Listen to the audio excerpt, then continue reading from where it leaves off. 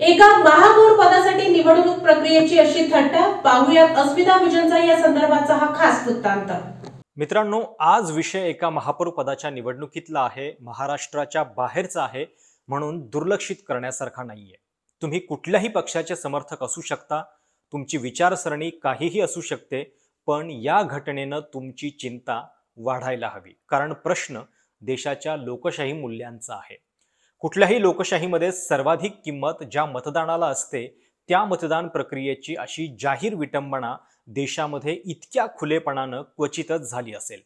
आणि जर हे महापौर पदाच्या निवडणुकीसाठी होत असेल, तर मग विधानसभा लोकसभेसाठी कुठल्या थराला जाऊ शकतं, हा विचार सुद्धा थरकाप उडवणारा आहे।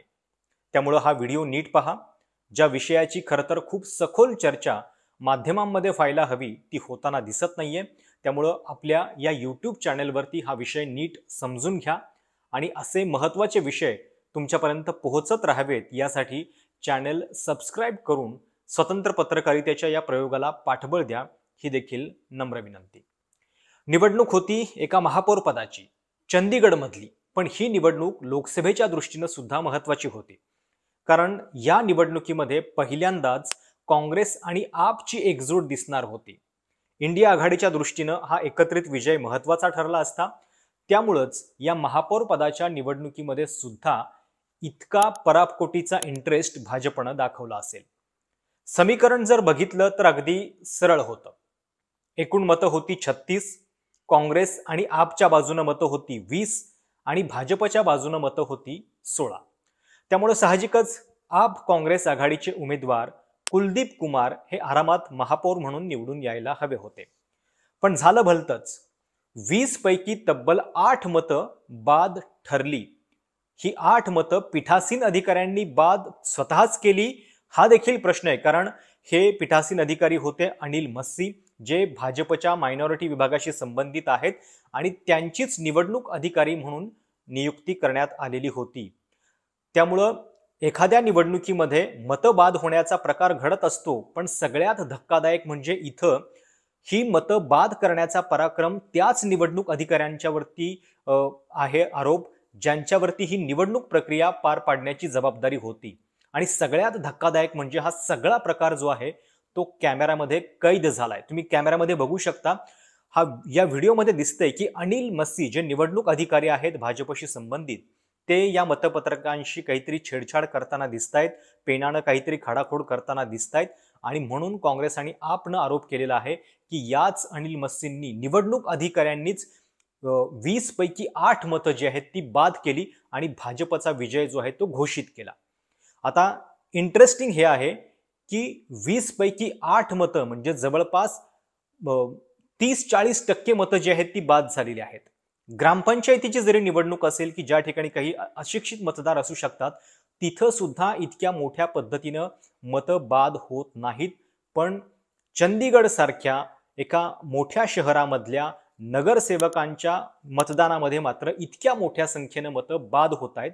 आणि धक्कादायक म्हणजे ज्या निवडणूक अधिकाऱ्यावरती ही जबाबदारी होती सगळी प्रक्रिया नीट पार पाडण्याची, तो स्वतःच ही मतदान प्रक्रिया जी आहे ती एका ठराविक पक्षाची बाद करतोय आणि दुसऱ्या पक्षाला विजयी घोषित करतोय, ज्यांच्याकडे तेवढं संख्याबळ पण नाहीये। किती धक्कादायक आहे हा प्रकार, तुम्ही कल्पना करू शकता। या सगळ्या संदर्भात आपचे प्रवक्ते राघव चड्ढा यांनी काय म्हटलंय, त्यांचं म्हणणं आहे की जर मतं बाद करायची असतील तर त्याची सुद्धा एक प्रक्रिया असते। दोन्ही पक्षांच्या निवडणूक एजंटना दाखवावं लागतं की हे मत बाद झालेलं आहे आणि का, पण ते सुद्धा या सगळ्या प्रक्रियेत केलं गेलं नाहीये, असं त्यांचं म्हणणं आहे। काय नेमकं म्हणतायत राघव चड्ढा, आपण ऐकूयात। जब भी किसी भी वोट को अवैध घोषित किया जाता है या इनवैलिड करार दिया जाता है, तो उस वोट को दोनों पार्टियों के काउंटिंग एजेंट को दिखाया जाता है अवैध घोषित करने से पहले। ये डमी बैलेट पेपर है जो मैं आप सबके सामने लाया हूं। जब काउंटिंग के दौरान इस प्रकार के बैलेट पेपर को इलीगल घोषित किया जाता है, तो प्रिसाइडिंग अफसर, अगर मान लीजिए मैं प्रिसाइडिंग अफसर हूं, तो मैं दोनों पार्टियों के इलेक्शन एजेंट को वो दिखाऊंगा बैलेट पेपर की, देख लीजिए यहां इनके निशान बाहर लगा हुआ है, ये इनवैलिड है, मैं इसे अवैध घोषित कर रहा हूं। ऐसे दोनों पार्टियों के इलेक्शन एजेंट को दिखाया जाता है और दिखाने के उपरांत उनकी सहमति से और जो डीसी चुनाव हैं, जो डिप्टी कमिश्नर बैठे हैं, उनकी सहमति से इस वोट को अवैध घोषित किया जाता है। लेकिन आज ये नहीं हुआ। आज ना इलेक्शन एजेंट को दिखाया गया, ना डीसी को दिखाया गया, और बस एक एक कर आम आदमी पार्टी के वोटों को और कांग्रेस पार्टी के वोटों को अवैध घोषित कर दिया गया। आता या निवडणुकीचं लोकसभेच्या दृष्टीनं नेमकं काय महत्व आहे हे तुम्ही नीट लक्षात घ्या। इंडिया आघाडीला एकीकडे एका पाठोपाठ एक धक्के बसतायत, पण चंदीगडमध्ये एकत्रितपणे ही निवडणूक लढवण्याचं काँग्रेस आणि आपनं ठरवलं। सुरुवातीला 18 जानेवारीलाच ही निवडणूक जी आहे ती होणार होती, पण अनिल मस्सी यांच्या आजारपणाचं कारण देत ही निवडणूक पुढे ढकलली गेली। मग नंतर भाजपला ही निवडणूक आणखीन पुढे 6 फेब्रुवारीपर्यंत हवी होती, पण कोर्टानं नकार दिला आणि त्यामुळं ही निवडणूक जी आहे ती वेळेत घ्यावी लागली। आता जर या एकीमुळे काँग्रेस आणि आपचा विजय झाला असता तर कदाचित दिल्ली आणि पंजाब या 2 राज्यांमध्ये, जिथं जवळपास 20च्या आसपास खासदार आहेत दोन्ही राज्यांमध्ये मिळून, तिथं काँग्रेस आणि आप एकत्रित लढण्याबद्दलची चर्चा सुरू झाली असती। पण कदाचित हे होऊच द्यायचं नव्हतं। इंडिया आघाडीमध्ये कुठल्याही पद्धतीची एकी भाजपला सहन होत नाहीये की काय, म्हणून अशा पद्धतीने एका महापौर पदाच्या निवडणुकीमध्ये इतक्या मोठ्या पद्धतीने इंटरेस्ट जो आहे तो दाखवण्यात आला। विजयानंतर भाजपचे राष्ट्रीय अध्यक्ष जे.पी. नड्डा ट्विट करतायत आणि त्या ट्विटमध्ये खिल्ली उडवतायत की इंडिया आघाडीकडे ना गणित आहे ना केमिस्ट्री। म्हणजे हे दाखवण्यासाठी मग हा सगळा प्रकार केला गेला होता का, हा सुद्धा याच्यातला प्रश्न आहे। दुसरीकडे या सगळ्या प्रकरणामधून माध्यमांच्या मध्ये ज्या पद्धतीची चर्चा व्हायला पाहिजे होती ती मात्र होताना दिसत नाहीये। खरं तर केवळ भाजपचा विजय झाला एवढीच बातमी जी आहे ती माध्यमांच्या वरती झळकताना दिसते, पण या निवडणुकीमधल्या गैरप्रकाराबद्दल ज्या गांभीर्यानं आणि ज्या व्यवस्थित पद्धतीने चर्चा व्हायला पाहिजे होती ती मात्र होताना दिसत नाहीये। खरं तर लोकशाहीच्या दृष्टीने कुठलीही निवडणूक जी आहे तिचं एक पावित्र्य असतं आणि तीच निवडणूक जर नीट पार पाडली जात नसेल तर मग या सगळ्या प्रक्रियेला अर्थ तरी काय उरतो। एकीकडे ईव्हीएम बद्दलचे प्रश्न जे आहेत ते निर्माण होत असतात। आता ईव्हीएम मध्ये खरोखर किती त्याच्यामध्ये तथ्य आहे हा भाग सोडून द्या, पण जर ईव्हीएमच्या बद्दल असे प्रश्नचिन्ह निर्माण होत असतात, पण मुळामध्ये ईव्हीएम हॅक करण्याची गरजच काय जर अशा पद्धतीनं ही सगळी व्यवस्था हॅक करता येते आणि एक प्रकारे त्या संपूर्ण व्यवस्थेतले लोकच तुम्हाला हाताशी धरून तुम्ही निवडणूक तुम्हाला हव्यात अशा पद्धतीनं निकाल फिरवू शकता। त्यामुळे हे चित्र जे आहे ते धक्कादायक आहे। आणि शिवाय निवडणूक कुठली राज्याची नव्हती, विधानसभेची नव्हती, केवळ एका महापौर पदाची होती। मग तरी सुद्धा हे चित्र का दाखवलं गेलं? दिल्लीमध्ये सुद्धा हा प्रकार घडलेला होता। दिल्लीमध्ये अनेक टर्म केजरीवाल आम आदमी पक्षाचे मुख्यमंत्री आहेत, पण महापालिकेमध्ये भाजपला बहुमत मिळत नव्हतं। ज्यावेळी मागच्या निवडणुकांमध्ये आपनं ही महापालिका जिंकली, त्याच्यानंतर या महापौर पदाच्या निवडणुकीमध्ये अनेक अडथळे जे आहेत ते आणले गेले आणि त्यामुळे कित्येक महिने ही निवडणूक सुद्धा होऊ शकलेली नव्हती। त्यामुळे तुम्ही कल्पना करू शकता की एक साधी निवडणूक प्रत्येक ठिकाणी आपल्याला हव्याच तशाच पद्धतीनं निकाल हवेत आणि त्याच पद्धतीने मग ही सगळी यंत्रणा राबवली जाते का? उदाहरण फार लांबचं नाहीये, आपल्या मुंबईतलं सुद्धा आहे। जेव्हा भाजपला नको आहे, जेव्हा सत्ताधीशांना नको आहे, तेव्हा मुंबई सारख्या जवळपास 25 महानगरपालिकांमध्ये निवडणूकच होत नाहीये। या निवडणुकांमध्ये जरी काही कायदेशीर अडथळे दाखवले जात असले तरी त्याच्या पाठीमागची राजकीय कारणं आपल्या सगळ्यांना माहिती आहेत आणि मुंबई सारख्या महापालिकेचं बजेट जवळपास 40-50 हजार कोटी आहे। एखाद्या छोट्या राज्यापेक्षा सुद्धा खूप मोठं बजेट आहे आणि त्या मुंबई महापालिकेची निवडणूक जी आहे ती गेल्या 1.5 वर्षांपासून होत नाहीये। आणि जर समजा त्याच्यामध्ये केवळ राजकीय काही गोष्टी नसतील, लीगल गोष्टी असतील, तर मग आज तुम्ही इंडियन एक्सप्रेस मध्ये आलेली बातमी सुद्धा नीट बघितली पाहिजे। प्रदीप आचार्य यांच्या बायलँडनं ही बातमी आहे आणि या बातमीमध्ये धक्कादायक खुलासा आरटीआय मधून झालेला आहे। कारण भाजप आणि शिंदे गटाचे जे आमदार आहेत, एकूण 36 आमदार आहेत मुंबईपैकी, त्यापैकी 21 आमदार भाजप आणि शिंदे गटाचे आहेत आणि त्यांना जवळपास 500 कोटींपेक्षा अधिकचा फंड जो आहे तो विकास कामांसाठी मुंबई महापालिकेने दिलेला आहे। आणि धक्कादायक म्हणजे जे विरोधी आमदार आहेत, 15 आमदार आहेत जवळपास, त्या 15 पैकी 11 आमदारांना एकही रुपया मिळालेला नाहीये. 0 पैसे जे आहेत ते फंडमधून यांना मिळालेले आहेत. 15 आमदारांना 0 रुपये जे आहेत ते या फंडासाठी मिळालेले आहेत. आता विशेष म्हणजे ज्यावेळी या इतर आमदारांनी ऍप्लिकेशन केलेलं होतं त्याच कालावधीमध्ये ठाकरे आणि जे ऑपोजिशनचे आमदार आहेत त्यांनी सुद्धा केलेलं होतं. पण तरी सुद्धा इतका मोठा तफावत या संपूर्ण फंड वाटपामध्ये दिसतोय. साहजिकच आहे, बीएमसीचा कंट्रोल आता प्रशासकाच्या हातामध्ये, प्रशासक म्हणजे अप्रत्यक्षपणे सत्ताधीशांच्या हातामध्ये आहे, मुख्यमंत्र्यांच्या आणि सगळ्या या सरकारच्या हातामध्ये. आणि त्यावेळी हे चित्र दिसतंय. त्यामुळं चंदीगडमध्ये संख्या नसून सुद्धा आपलाच महापौर निवडून आला पाहिजे यासाठी थेट निवडणूक अधिकारीच दुसऱ्यांची मतं बाद करतोय.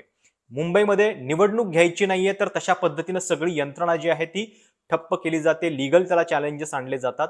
आणि दुसरीकडे निधी वाटपामध्ये इतका सरळ सरळ उघड पद्धतीनं पक्षपात होताना दिसतोय. त्यामुळे हे नेमकं चाललंय काय आणि कशासाठी हा प्रश्न आहे. इतक्या छोट्या निवडणुकांमध्ये हा इंटरेस्ट कशासाठी? जर तुमच्याकडे देशाची सत्ता आहे, तुमच्याकडे अनेक राज्यांमध्ये तुमचे मुख्यमंत्री आहेत, तर मग किमान महापौर पदासारख्या निवडणुकीमध्ये ज्यांचं बहुमत आहे, ज्यांचं संख्याबळ आहे ते जर जिंकले तर त्याच्यामध्ये वावगं काय? लोकशाही प्रक्रियेचा आदर आपण इतक्या स्थानिक लेवलला सुद्धा करू शकत नाही का? हा याच्यातला अत्यंत गंभीर प्रश्न आहे. आणि त्यामुळं या सगळ्याबद्दल खूप विचार करणं गरजेचं आहे. अगदी काही दिवसांपूर्वी परीक्षा पे चर्चा या कार्यक्रमामध्ये पंतप्रधान नरेंद्र मोदींनी विद्यार्थ्यांना एक कानमंत्र आणि पालकांना सुद्धा दिलेला होता की विद्यार्थ्यांचं मार्कशीट हे काही तुमचं ओळखपत्र नाहीये, म्हणजे तुमची कामगिरी त्याच्यावरून ठरत नाही. त्यामुळं त्याच्यामध्ये फार रस घेऊ नका, दबाव टाकू नका पाल्यांवरती. मग अशाच पद्धतीचा दबाव खरं तर पंतप्रधानांनी आपल्या स्थानिक कार्यकर्त्यांच्यावरती पण नाही टाकला पाहिजे. महापौर पदाची निवडणूक म्हणजे पंतप्रधानांच्या कामगिरीचं ओळखपत्र नाहीये. आणि त्यामुळं जो सल्ला विद्यार्थ्यांना देतायत तोच खरं तर राजकीय दृष्ट्या त्यांच्यासाठी सुद्धा लागू व्हायला पाहिजे की नको. आणि मी जसं म्हटलं की तुम्ही कुठल्याही पक्षाचे असा काहीही विचारसरणी असेल तरी निवडणूक प्रक्रिया जी लोकशाहीमध्ये महत्वाची असते तिचाच जर सन्मान होत नसेल आणि तो देखील इतक्या छोट्या निवडणुकीमध्ये, तर मग निवडणुकीमधल्या या संपूर्ण गैरप्रकारांच्या बद्दल लोकांच्या मनामध्ये संशय, चीड निर्माण होणं जे आहे ती साहजिक आहे. एकीकडे आपण असं म्हणतोय, दाखवलं जातंय की इंडिया अलायन्समध्ये खूप जबरदस्त फूट पडलेली आहे. नितीश कुमार बाजूला झालेले आहेत, ममता बॅनर्जी स्वबळावरती लढतायत आणि मोदी की गॅरंटी आता चालणार असं म्हणत 5 राज्यांच्या निकालानंतर जय श्रीरामचा जयघोष जो आहे तो देखील मोठ्या पद्धतीनं त्याचा प्रभाव जो आहे तो दाखवला जातोय. मग इतकं सगळं असताना पुन्हा ईडीचं धाड सत्र सुरू आहे. अगदी झारखंडचे मुख्यमंत्री हेमंत सोरेन, बिहारमध्ये तेजस्वी यादव, महाराष्ट्रामध्ये सुद्धा आपण बघतोय रवींद्र वायकर असतील, त्याच्यानंतर इतर जे सगळे रोहित पवार असतील, सूरज चव्हाण आदित्य ठाकरेंच्या निकटवर्ती आहे, या सगळ्यांच्या पाठीमागे ईडी लावली जाते. मग या यंत्रणा नेमक्या निवडणुकांच्या तोंडावरती इतक्या सक्रिय का झालेल्या आहेत? आणि जर विरोधक इतके खिळखिळे झालेले आहेत तर मग तुमच्या बाजूनं बहुमत आहे असं तुम्हाला वाटतंय तर निवडणुकीच्या माध्यमातून या सगळ्या प्रक्रियेला सामोरं जाण्यामध्ये तुम्हाला कशाची भीती वाटते? अतिशय चिंताजनक अशा पद्धतीची ही स्थिती आहे. या सगळ्या संदर्भात अरविंद केजरीवाल यांनी सुद्धा खूप नेमक्या शब्दामध्ये टीका केलेली आहे. त्यांनी काय म्हटलंय ते पण ऐका. आज से 76 साल पहले अहिंसा के पुजारी और शांति के पुजारी गांधी जी की हत्या की गई थी आज ही के दिन. और आज 76 साल के बाद आज ही के दिन इन्होंने जनतंत्र की, लोकतंत्र की हत्या की है. एक तरह से लोकतंत्र के लिए आज काला दिन है. जिस तरह से इन्होंने गुंडागर्दी करके, सरेआम बेईमानी करके, और किस्मत से वो उनकी बेईमानी जो है वो वीडियो में कैप्चर हो गई. वो पूरा देश आज सोशल मीडिया के ऊपर और मीडिया के ऊपर देख रहा है कि किस तरह से इन्होंने वोटों की चोरी की है और इन्होंने ज़बरदस्ती चंडीगढ़ के अंदर अपना मेयर बनाया. इशू ये नहीं है कि मेयर किसका बनना चाहिए. चुनाव है, चुनाव में हार जीत तो लगी रहती है. कभी वो जीतते हैं, कभी हम जीतते हैं. देश नहीं हारना चाहिए. देश जरूरी है. जनतंत्र नहीं हारना चाहिए. जनतंत्र जरूरी है. पार्टियां आती जाती रहती हैं, नेता आते जाते रहते हैं, मेयर आते जाते रहते हैं. मेयर इंपॉर्टेंट नहीं है. इशू आज ये नहीं है कि हमारा मेयर बनना था, हमारा मेयर नहीं बना। इशू नहीं है कि इंडिया गठबंधन को आज जीतना था, वो नहीं जीता। इशू है कि सरेआम दिन दहाड़े इन लोगों ने इतनी गुंडागर्दी और बेईमानी से आज चंडीगढ़ मेयर का चुनाव जीता है कि अगर इसको पूरे देश ने मिलकर नहीं रोका तो आने वाले समय के अंदर ये देश के लिए बहुत खतरनाक है। त्यामुळं विचार करा, ज्या इतर देशामध्ये आपण बघतोय की निवडणूक प्रक्रिया हॅक केली जाते, कोरियासारख्या देशांमध्ये असे प्रकार घडत असतात। जर चंदीगड सारख्या महापौर पदाच्या निवडणुकीमध्ये इतक्या उघडपणे हे होत असेल तर त्याला काय नेमकं म्हणायचं? खरं तर हायकोर्टानं या सगळ्या प्रकरणाची तातडीनं दखल घेऊन ही निवडणूक स्थगित करायला पाहिजे होती, पण आज तिथल्या हायकोर्टानं या संदर्भात कुठलाही स्थगिती आदेश दिलेला नाहीये। केवळ नोटीस जी आहे ती बजावण्यात आलेली आहे आणि पुढची तारीख दिली गेलेली आहे। दुसरीकडे भाजपचे अनिल मस्सी या सगळ्या प्रकरणामध्ये आपला बचाव करतायत। तो बचाव कायदेशीरदृष्ट्या कोर्टामध्ये किती टिकतोय हे बघावं लागेल, पण एक महापौर पदाची निवडणूक अशा पद्धतीनं जर हायजॅक करण्याचा प्रयत्न होत असेल तर ती गोष्ट नक्कीच चिंताजनक आहे। तुम्हाला नेमकं काय वाटतं या सगळ्याबद्दल? तुमची प्रतिक्रिया काय आहे? कमेंट्समध्ये कळवायला विसरू नका आणि चॅनल सबस्क्राईब करायला देखील विसरू नका। धन्यवाद।